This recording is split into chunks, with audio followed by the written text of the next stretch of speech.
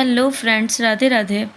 प्रधानमंत्री नरेंद्र मोदी मॉरिशस के PM doctor नवीन चंद्र रामकुलाम जीसीएसके और एफआरसीपी ने 11 से 12 मार्च तक मॉरिशस की राजकीय यात्रा के दौरान मॉरिशस और भारत के बीच द्विपक्षीय संबंधों के संपूर्ण दायरे पर व्यापक और उपयोगी चर्चा की। भारत मॉरिशस ने मंगलवार की 8 महत्वपूर्ण समझौते पर हस्ताक्षर किए। इन समझौतों का उद्देश्य व्यापार, समुद्री सुरक्षा और अन्य क्षेत्रों में सहयोग बढ़ाना है।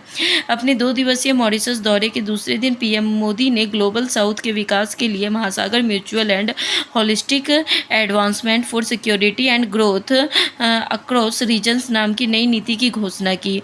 यह नीति 2015 में शुरू की गई Sagar securities and growth for all in the region नीति का विस्तार है। उन्होंने कहा कि भारत और मॉरिशस दोनों के लिए भारतीय महासागर को मुक्त, सुरक्षित और स्थिर रखना प्राथमिकता है। भारत मॉरिशस के विशेष आर्थिक क्षेत्र EEZ की सुरक्षा में पूरा सहयोग देगा। नए प्रोजेक्ट्स की घोषणा।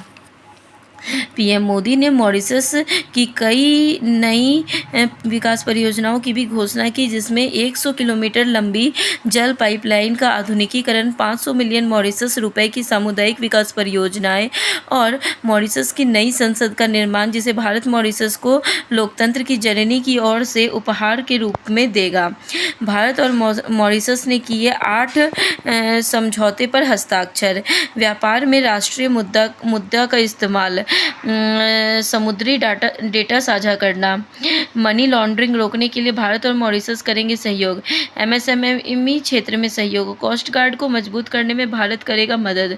पुलिस अकादमी और समुद्री सूचना केंद्र की स्थापना। चागोस द्वीप मुद्दे पर समर्थन। Digital public infrastructure.